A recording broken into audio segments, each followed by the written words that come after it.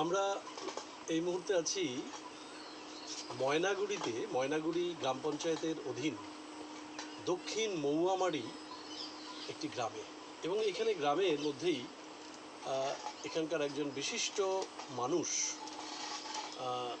দাদা, আপনার নামটা একটু? আমার নাম, ভালো নাম হচ্ছে রঞ্জিত রায়। আচ্ছা, রঞ্জিত রায়। রঞ্জিত রায় উনি একটা অভিনব উদ্যোগ নিয়েছেন এবং আমরা চাক্ষুষ করে অভিভূত হয়ে গেলাম। এই জায়গাটার নাম তিনি দিয়েছেন ব্যাম্বু হাট। ব্যাম্বু হাট মানে বাঁশের কুটির। খুব স্বাভাবিকভাবেই মানুষের মনে একটা আগ্রহ জন্মাবে যে বাঁশের কুটির, এটা দেখে আসি কি ব্যাপারটা। তা আমরা এখানে এসে যা দেখলাম তাতে বিস্মিত হতে হয়, অবাক হতে হয় যে বাঁশ উত্তর পূর্ব ভারতের একটা অত্যন্ত সুলভ উদ্ভিদ, এবং এই বাঁশ দিয়ে মূলত উত্তর পূর্ব ভারতের 7টি রাজ্য বিভিন্ন রকম কারুকার্য করে, এবং তাদের আসবাবপত্র থেকে গৃহ নির্মাণ থেকে আরম্ভ করে সমস্ত ক্ষেত্রেই বাঁশের একটা প্রচুর ব্যবহার লক্ষ্য করা যায়। বিশেষত খাসি সমাজ মেঘালয়ের, মণিপুরে এবং আমাদের নাগাল্যান্ডে এটা প্রচুর বাঁশের কাজ জানে, এবং আসামেও তাই। তা আমি রঞ্জিতবাবুকে প্রশ্ন করতে চাই যে আপনি এই যে ব্যাম্বু হাট বানানোর পরিকল্পনাটা আপনার মাথায় কিভাবে এলো? মাথায় এলো, হ্যাঁ, মানে এই যে ধারণাটা যে বাঁশ দিয়ে এত সুন্দরভাবে আপনি যে শিল্পকলা তার যে ব্যবহার করেছেন, এটা আপনার মাথাতে মানে কিভাবে এলো বিষয়টা? এখন অত্যাধুনিক কাজ হচ্ছে কংক্রিট। তো কংক্রিট তো সারা ভারতবর্ষে মিলিয়ে আছে, আর উত্তরবঙ্গে আমাদের বিশেষ একটা সম্পদ হচ্ছে, আপনি যে বললেন যেটা বাঁশ। বাঁশ একটা হচ্ছে আমাদের এখানকার একটা বিরাট সম্পদ। সবার বাড়িতে নয়, কারো না কারো বাড়িতে বাঁশটা আমাদের। এবং এই অঞ্চলের যে মানে আর্কিটেকচার বা বাস্তুতেও কিন্তু এটা আছে যে ওই পূবে হাঁস, পশ্চিমে বাঁশ, উত্তরে গুয়া, দক্ষিণে ধোঁয়া। বাস্তু, এটা বাস্তু। বাঁশ, এই বাস্তুটা তখন ছিল একটা বিরাট ঝড়, উত্তর এবং পশ্চিম দিকে একটা বিরাট ঝড় আসে, সেই ঝড় থেকে রক্ষা করে একমাত্র হচ্ছে বাঁশঝাড়। বাঁশঝাড়ের এত শক্তি যে একটা ঝড়ে, একটা হাওয়াতে একটা তার প্রতিরোধকারী ক্ষমতা। তো যাই হোক, বাঁশ আমাদের উত্তরবঙ্গে, আমি ট্যুরিজমের সাথে অনেক বিভিন্ন জায়গায় কাজ করি। বেশিরভাগ কংক্রিটের কাজ হয়। আমি তো বলতে পারি না যে বাঁশের বাড়ি কেন কংক্রিটের বাড়ি বানাচ্ছেন, বাঁশের বাড়ি বানান।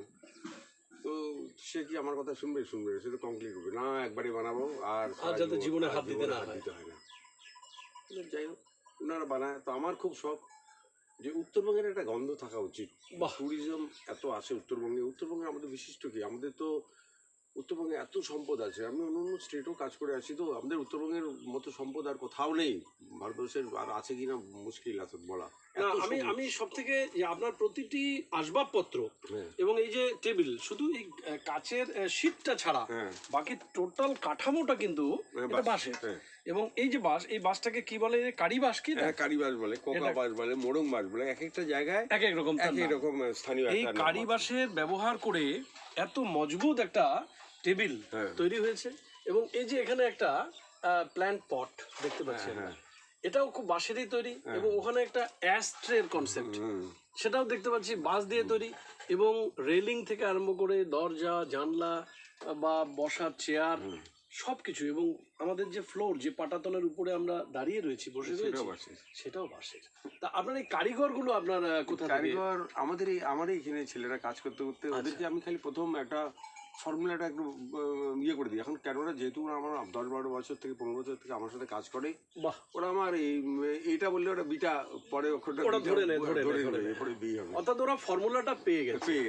সুতরাং এটাই প্রথম। এই যে আমাদের যেটা আব্দুল কালাম বলেছেন, এপিজে আব্দুল কালাম, যে ইগনাইটিং মাইন্ডস, মনের ভিতরে যদি একবার আমি চেতনাটা প্রবেশ করিয়ে দিতে পারি, তাহলে তারা কিন্তু যে ঘটনাটা ঘটিয়ে দিতে পারবে আমরা বিশ্বাসই করতে পারবো না। একটা ইনক্রেডিবল, অবিশ্বাস্য একটা প্রোডাক্টিভিটি নিয়ে তারা কিন্তু এগিয়ে আসবে। আপনি সেই কাজটাই করেছেন। এবং লোকায়ত সংস্কৃতির প্রকাশ লোকাল আর্টিস্ট বা লোকাল ক্রাফটসম্যান, লোকাল কার্পেন্টার, তাদেরকে নিয়ে আপনি কাজটা করছেন, নিজস্ব সম্পদ নিয়ে আপনি কাজটা করছেন, তা আপনি সাড়া কিরকম পাচ্ছেন? ভালো স্যার, যারা আপনি আপনি যেরকম আসছেন, আপনি তো দেখে নিশ্চয়ই বাসের বাড়িঘর আপনি তো রাস্তায় যেতে যেতে অনেক পড়ে যায়। আমরা একটু একটু আধুনিক এবং টেকসই কাঠের মতো যাতে একটু টেকসই একটা বাসাতে একটা সবচেয়ে বড় প্রবলেম হচ্ছে যেটা বাসে পোকা লাগে, ঘুম ধরে। তো আচ্ছা। কেন ধরে?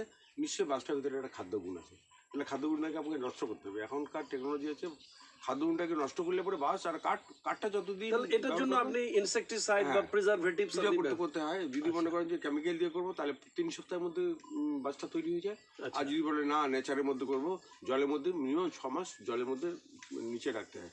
জলের নিচে রাখলে পরে বাসটা পচে যায় না, বাসে একটা পচে যায়। আচ্ছা। মানে বাসে যে প্রথম যে আকৃতিতে যার ভিতরে যে যতগুলো খাদ্য গুণ আছে সবগুলো নষ্ট হয়ে যাবে।